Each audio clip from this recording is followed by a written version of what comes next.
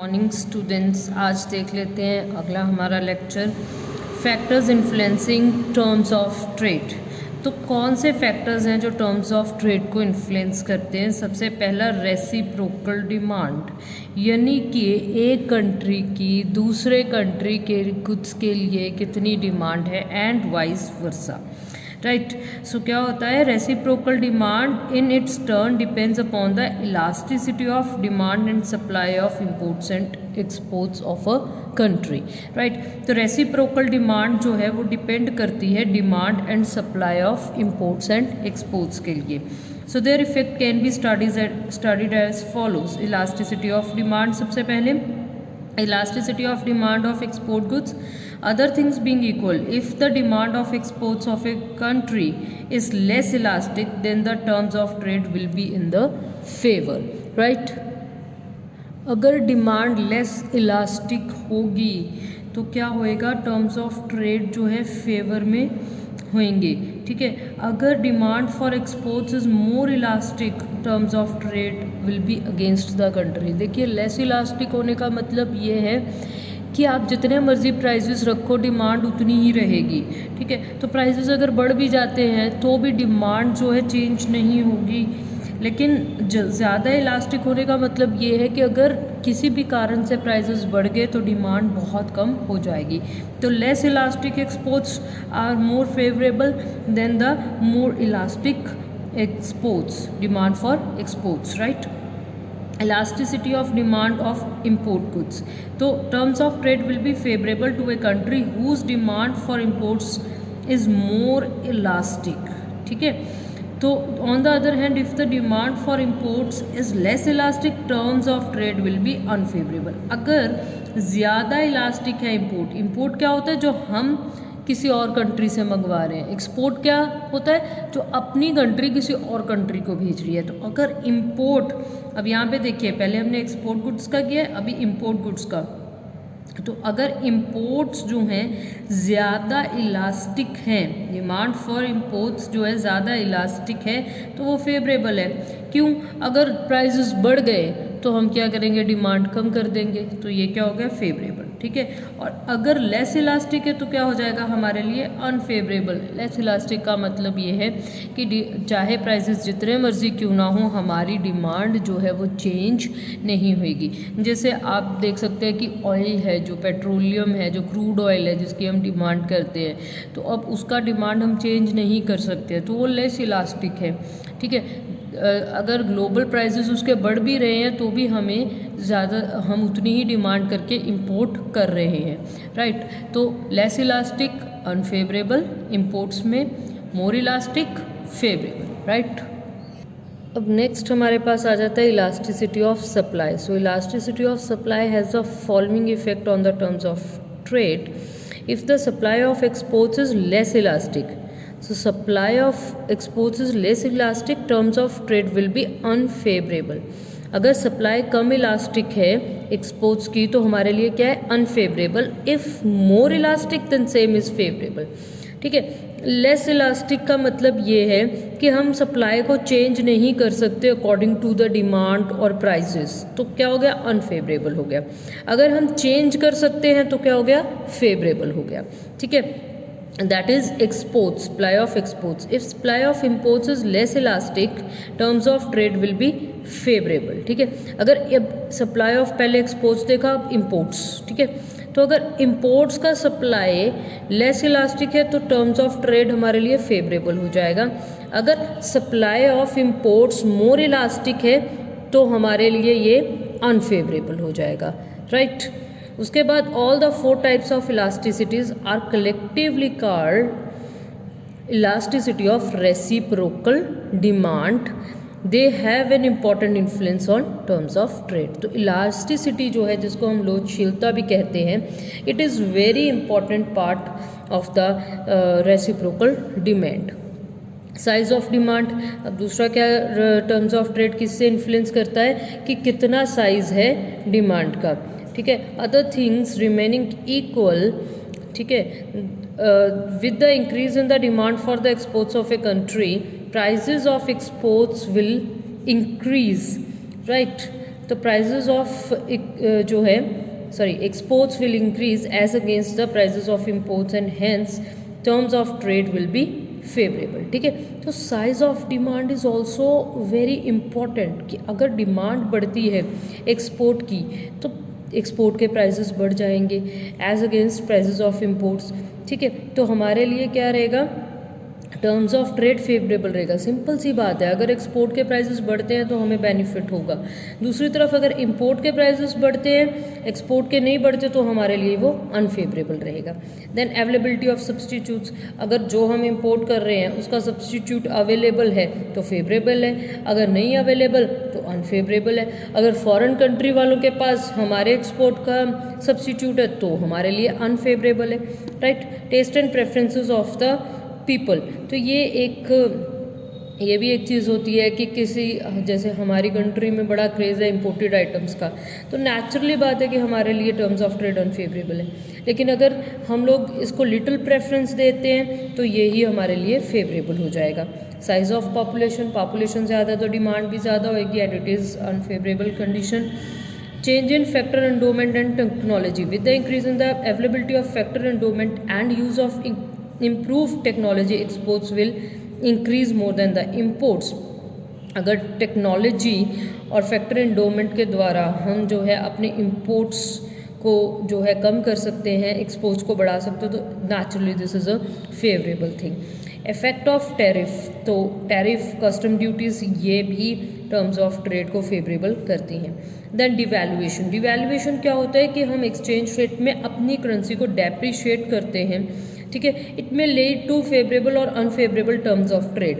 The terms of trade will become favorable if the act of devaluation results in more demand for exports so as to compensate loss arising out of less price of exports. ठीक है, अगर तो export का demand बढ़ जाता है devaluation से तो हमें बेनिफिट होगा. If devaluation does not stimulate demand for exports और increase in demand is very little, then terms of trade will be unfavorable. In fact, effect of devaluation on terms of trade depends on the elasticity of demand and supply of imports and exports. तो इसका एक मैं आपको example देती हूँ. जैसे China है, China की करेंसी है युआन, तो युआन के जो युआन को वो है डिवैल्यूएट करते रहते हैं. क्योंकि चाइना एक एक्सपोर्ट बेस्ड कंट्री है, उसके एक्सपोर्ट्स ज़्यादा है. एक्सपोर्ट्स अगर प्राइसेस कम होते हैं तो एक्सपोर्ट्स की और ज़्यादा डिमांड हो जाती है. दैट इज़ वाई वहाँ के अकॉर्डिंगली ठीक है. लेकिन यहाँ अगर हम इंडिया में देखें तो डिवैल्यूएशन का हमें नुकसान होता है, फ़ायदा नहीं होता, क्योंकि हमारी इम्पोर्ट बेस्ड इकोनॉमी ज़्यादा है. Right. Now effect of economic development on terms of trade. तो टर्म्स ऑफ ट्रेड पे इकोनॉमिक डेवलपमेंट का क्या इफ़ेक्ट है, तो डेफिनेटली ये इफ़ेक्ट है, जितना इकोनॉमिक डेवलपमेंट होगा उतना ही हमें जो है बेनिफिट देखने को मिलेगा. The first effect is due to the economic development per capita income of the people increases, it encourages demand for exports. ठीक है, तो ये डिमांड इफेक्ट है. अगर हमारी पास जो है इनकम बढ़ती है तो डिमांड बढ़ेगी इंपोर्ट्स के लिए, तो this is unfavourable actually. The other effect is due to the economic development. Total production in the country increases. It results into more exports, less import. It is supply effect. ठीक है, तो supply effect में क्या है कि production बढ़ रही है, एक्सपोर्ट्स बढ़ेंगे. डिमांड इफेक्ट में क्या है, इनकम बढ़ेगी तो इम्पोर्ट का भी डिमांड बढ़ेगा. ठीक है, effect of economic development on terms of trade is a joint result of demand and supply effect. तो ये देखना है कि डिमांड ज़्यादा पावरफुल है या एक सप्लाई ज़्यादा पावरफुल है. अगर डिमांड पावरफुल ज़्यादा है तो अनफेवरेबल रहेगा, अगर सप्लाई ज़्यादा पावरफुल है तो फेवरेबल रहेगा. देन पॉलिटिकल कंडीशंस, तो कोई भी terms of trade political conditions पे भी डिपेंड करता है. Availability of a commodity from a given country may become easy और difficult on account of political conditions. Adverse political condition terms of trade unfavorable. For example, European terms of trade among members countries of common market are quite soft but same are hard for other countries. ठीक है, तो ये political conditions जो हैं या political relations जो हैं, these are also very very important. ठीक है, main problems of measurement of terms of trade क्या क्या है. changes in composition, जो चेंज कॉम्पोजिशन में, क्योंकि हम सर्विस सेक्टर में ज़्यादा कर रहे हैं, आईटी में कर रहे हैं, कौन से सेक्टर में कर रहे हैं, ये जो चेंज है ये, और जो क्वालिटी ऑफ गुड्स है इसको कंसिडरेशन में नहीं लिया है। Problem of weightage, price index measurement fails to assign appropriate weightage to the various commodities that are internationally traded. तो डिफरेंट जैसे खाने पीने की चीज़ें हैं, दीज आर वेरी इंपॉर्टेंट। कुछ चीज़ें ऐसी होती हैं जो लग्जरी आइटम्स है, these are not that much important, ठीक है, कईयों के लिए हो सकती है इंपॉर्टेंट बट हर पर्सन के लिए नहीं है, लेकिन हम वो वेटेज नहीं दे पाए हैं। Price ambiguity. So price indices of export and import of goods are generally based on the price declared by the declared to the custom authorities. Price may differ from the actual selling prices of the imports and exports in the market. तो जो custom authorities हैं उनको कभी भी सही prices नहीं की जानकारी नहीं दी जाती है, तो उनके बिहाफ पे जो हम डेटा बनाते हैं वो कोई बहुत अच्छा डेटा नहीं है। So price ambiguity is one of the major problem. Short term index concept examines short term changes only, does not throw light on the long term changes, ठीक है, लॉन्ग टर्म चेंजेस की बात नहीं करते। Exclusion of items, it is concern with the export and import of goods and services alone. तो जो balance of payment में capital transaction है या यूनिलैटरल ट्रांजेक्शन है उसके बारे में हमें क्लियर बात नहीं की है यहाँ पे, राइट। एक क्लास हमारे पास आ गया, changes in the productive efficiency. It ignores changes in the productive efficiency. Supposing productive efficiency in a country increases, as a result of it cost of production and hence prices of exports will go down. The effect would be that terms of trade will become unfavorable, right? But it does not mean that economic condition of the country will become worse than before. Because of increase in productive efficiency, less number of factors of production will be needed to produce a given quantity of exports. Thus there will be no change in rest in the real cost of imports in terms of factors of production needed for exports, and the country will have to bear no loss in terms of the use of the factors, right? तो एक condition और होती है, that is कि productive efficiency अगर change हो रही है तो उसका इम्पैक्ट यहाँ पे नहीं हमें बताया है, क्योंकि प्रोडक्शन एफिशिएंसी अगर चेंज होती है तो प्राइसेस में चेंज होने से इकोनॉमिक कंडीशन पे उसका कोई इम्पैक्ट नहीं होगा। It could be worse but it could be good as well because of the productive efficiency of the economy, right? अच्छा, नेक्स्ट देख लेते हैं प्रिंसिपल ऑफ रेसिप्रोकल डिमांड और derivation of offer curve, that is important, ठीक है। तो principle of reciprocal demand of terms of trade was developed by J.S. Mill in his book principles of political economy in 1948. So principle tells us the point at which terms of trade are determined. According to this principle, terms of trade are determined by the reciprocal demand of two countries, that is, demand of country A for the goods of country B and demand of country B for the goods of country A. ठीक है, अब यहाँ पे देखो J.S. मिल ने अपनी book principles of political economy में 1948 में इस कॉन्सेप्ट को दिया है। और रेसिप्रोकल डिमांड, अब देखिए यहाँ पे लिखा है बड़े अच्छे से, है क्या चीज़ दो कंट्रीज़ का, कि demand of A country for goods of B country, demand of B country for goods of A country. यानी एक कंट्री का डिमांड दूसरे कंट्री के गुड्स के लिए और दूसरी कंट्री का डिमांड जो है पहली जो है कंट्री के गुड्स के लिए कितना है उसको हम कहेंगे रेसिप्रोकल डिमांड, ठीक है। Later on A Marshall Edgeworth developed offer curve technique to express J.S. Mill's principle of reciprocal demand. तो आगे जो है मार्शल एंड एजवर्थ ने ऑफर कर्व टेक्निक को भी समझाया, वो भी हम देखेंगे। एजम्पशंस देख लेते हैं। एजम्पशंस क्या थे, this theory applies to the countries 2 and 2 model, यानी दो गुड्स हैं और दो ही कंट्रीज हैं। Full employment in both the countries, both countries are almost two of equal importance, perfect competition, ठीक है। Foreign trade is based on free trade, factors are perfectly mobile, theory of comparative cost hold good.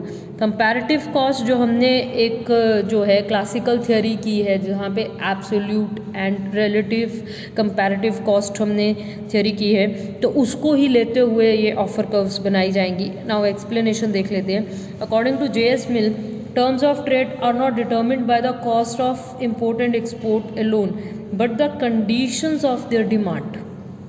कि जो हमारे पास terms of trade है वो import और export के cost लागत पे डिपेंड नहीं करते, वो इस पे डिपेंड करते कि मांग कितनी है.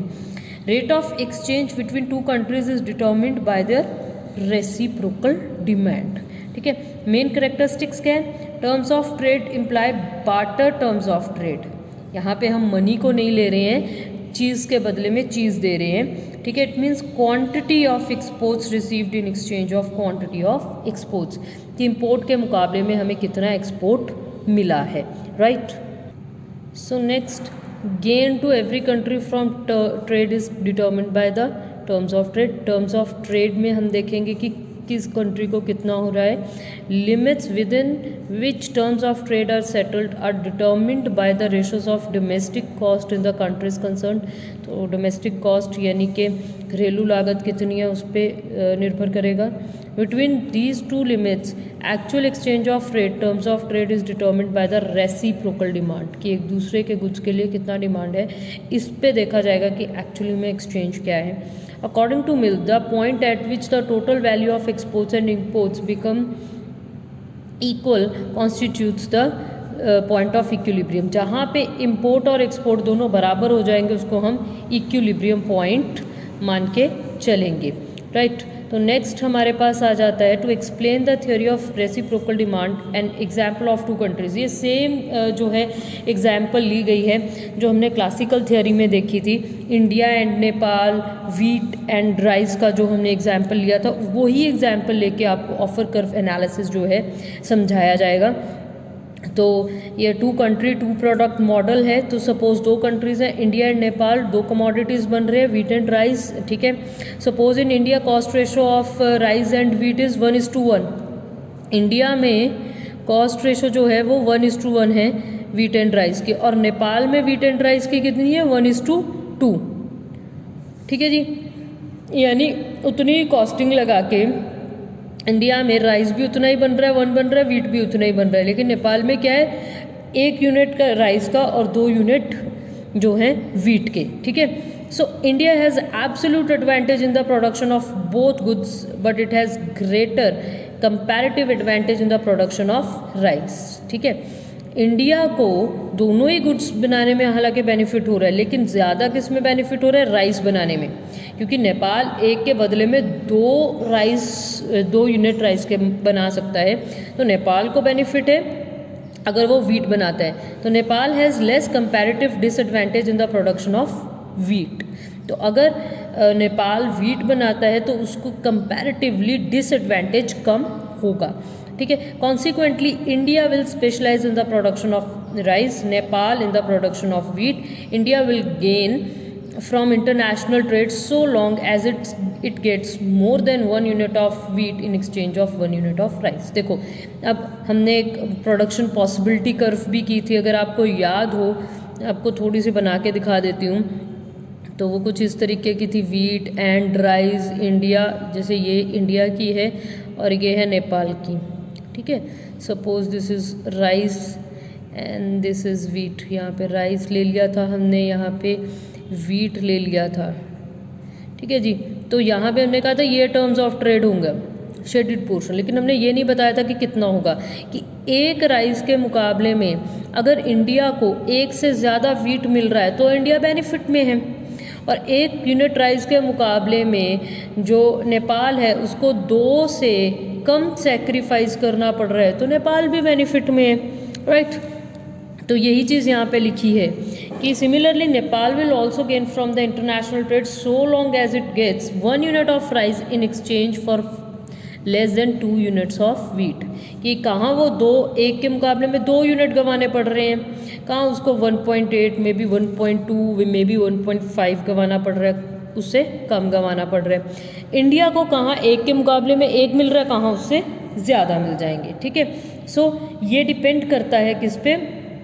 रेसिप्रोकल डिमांड पे. So the terms of trade then according to this principle are determined by India's demand for Nepal's product and Nepal's demand for India's product. ठीक है.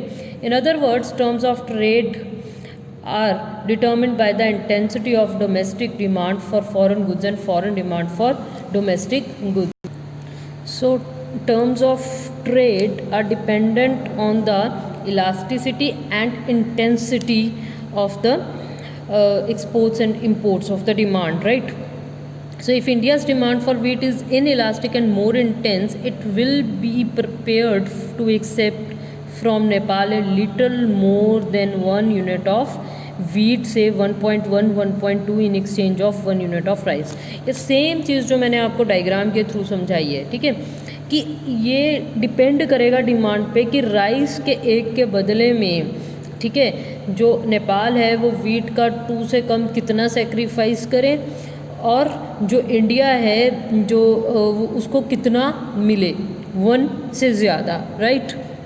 सो इट कुड बी से 1.1 1.2, ठीक है। ऑन द कॉन्ट्रेरी अगर India का demand जो है elastic है या लेस इंटेंस है तो Nepal a little less than 2 units of wheat, तो 1.8 और 1.7 एक्सचेंज में हो जाएगा। तो ये डिपेंड करेगा इंटेंसिटी एंड इलास्टिसिटी पे, ठीक है।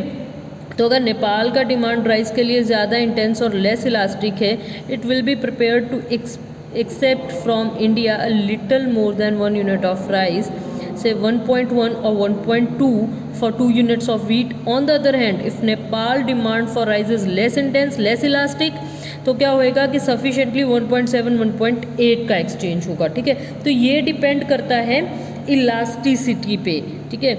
अगर जो है नेपाल का जो डिमांड है राइस के लिए लेस इलास्टिक है, लेस इलास्टिक का मतलब है प्राइसेस जितने मर्जी चेंज हों लेकिन डिमांड उतने का उतना ही रहेगा, तो कितना देना पड़ेगा उसको 1.7 1.8, अगर लेस है तो 1.1 1.2, ठीक है। तो कितना एक्सचेंज होएगा ये डिपेंड करेगा ऑन द इलास्टिसिटी, ठीक है। तो ऑफर कर्व के थ्रू हम देखते हैं ऑफर कर्व क्या होती है। Offer curve of A country shows the amount of one commodity which it is willing to offer at various prices for given amounts of another country. तो अब offer curve के through देखते हैं कि कौन सी कंट्री किसको कितना ऑफर करती है, राइट। सो पहले इसमें जो है टेबल देख लेते हैं। जैसे राइस है एक्सपोर्टेबल 50 80 120 150 200, वीट इम्पोर्टेबल 10 20 40 75 एंड 200। तो टर्म्स ऑफ ट्रेड का रेशो क्या है, ठीक है, यानी 5:1, देन 4:1, 3:1, 2:1 एंड 1:1, कि अगर जो है राइस एक्सपोर्टेबल धीरे धीरे बढ़ रहे हैं, वीट इम्पोर्टेबल वो भी जो है धीरे धीरे बढ़ रहा है, लेकिन रेशोज़ कैसी हैं 5:1, 4:1, 3:1, 2:1 एंड 1:1। ये है कि कितना राइस के बदले एक मतलब 50 के बदले में 10 ऑफ़र किया, ठीक है, देन 80 के बदले 20 ऑफ़र किया, 120 के बदले 40 ऑफ़र किया, तो दिस इज़ द ऑफ़र, ठीक है। तो इसको हम डायग्रामेटिकली भी देख लेते हैं कि कैसे हमने बनाना है। तो ये हमारे पास एक्स एक्सिस पे है वीट, वाई एक्सिस पे है राइस, ठीक है, 50 100 150 200 एंड 230, ठीक है। तो यहाँ पे 50 80 120 150 एंड 200। तो ये जो ऑफ़र कर्व बनाई है दिस ऑफ़र कर्व, ठीक है, ये हमें क्या शो कर रही है, ये शो कर रही है कि 10 के मुकाबले में कितना, अगर जैसे ये 10 इम्पोर्टेबल वीट है तो इसके मुकाबले में कितना राइस मिल रहा है 50, राइट। तो यहाँ पे हम देख लेते हैं importable products is shown on the horizontal axis, ठीक है। Point A B C D and E shows 5 sets of offer, all this points correspond to India's propensity to trade with Nepal at various possible terms of trade, ठीक है, कि India जो है India का terms of trade कैसा रहेगा, ठीक है जी। On the continuous line joining A, B, C, D, E is the offer curve of India. This curve is a upward sloping non-linear curve indicating India desire to trade with Nepal at different terms of trade, ठीक है। At point E point पे हम देखें oven curve starts declining indicating negative slope, कि उसके बाद क्या है नेगेटिव स्लोप स्टार्ट हो गई है, यहाँ बढ़ रहा है उसके बाद कम होना स्टार्ट हो गया है। Declining portion of offer curve indicates that India does not want to import any more, ठीक है। डिक्लाइनिंग का मतलब इंडिया अब उससे ज़्यादा इम्पोर्ट नहीं करना चाहता है, एक्सपोर्ट इम्पोर्ट नहीं करना चाहता है। अब देखो, पहले हमने इंडिया का ऑफर कर्व देखा, अब दोनों कंट्रीज़ का इकट्ठा देखते हैं, ठीक है। ये हमने O X axis O Y axis पे वीट एंड राइस ले लिया, ठीक है। एक हमने बना दी ये वाली और एक बना दी ये। This one is of India and this one is of Nepal, ठीक है। तो यहाँ पे 200 वाला सिचुएशन आ गया है कि इसके बाद और आगे जो है व्यापार नहीं होगा, ठीक है। तो ये दोनों के ऑफर कर्व्स हैं। इक्विलिब्रियम पॉइंट ई है, it indicates India is willing to offer OA quantity of rice in exchange of OB quantity of wheat import, ठीक है। यानी इंडिया क्या करना चाहता है, OA राइस जो है एक्सचेंज करना चाहता है फॉर OB ऑफ वीट, ठीक है जी। At this point India's demand for Nepal wheat is equal to the Nepal's demand for India of rice, ठीक है। तो अगर हम बीच में एक लाइन देखें तो ये भी हमें ये इंडिकेट करेगा कि इस पॉइंट पे कितना इंडिया एक्सपोर्ट करना चाहता है और कितना इंडिया इंपोर्ट करना चाहता है beyond point E on OE line, ठीक है। तो indicates disincentives for both the countries to trade with each other. Point E1 is the diagram is trade disequilibrium. अब ये भी एक पॉइंट है लेकिन ये ट्रेड डिसइक्विलिब्रियम है। At this point India is prepared to export OA1, India export करने को तैयार है OA1 quantity of rice in exchange of A1M A1N,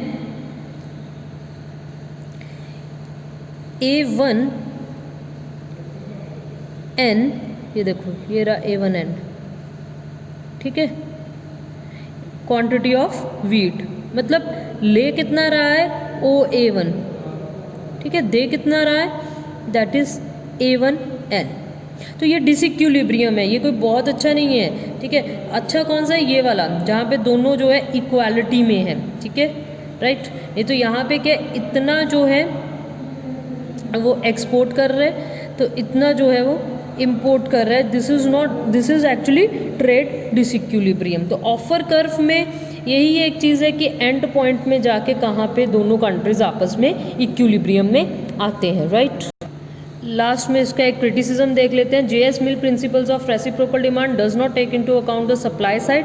सिर्फ जो है वन साइडेड थ्योरी है, इनएडिक्वेट है। In this theory only transaction of goods are taken into consideration which is not correct. Services या बाकी चीज़ों को नहीं लिया है। तो ऑफर कर्व का सिर्फ ये है कि एंड ऑफ द डे कैसे जो है इक्विलिब्रियम पे आते हैं, वही चीज़ यहाँ पे लिखी हुई है कि 1:1 के रेशो पे आ जाते हैं, इक्विलिब्रियम पे आ जाते हैं। उसके पहले के कोई भी पॉइंट्स देखेंगे तो हमें इक्विलिब्रियम नहीं मिलेगा। So that's all about the chapter. Thank you very much.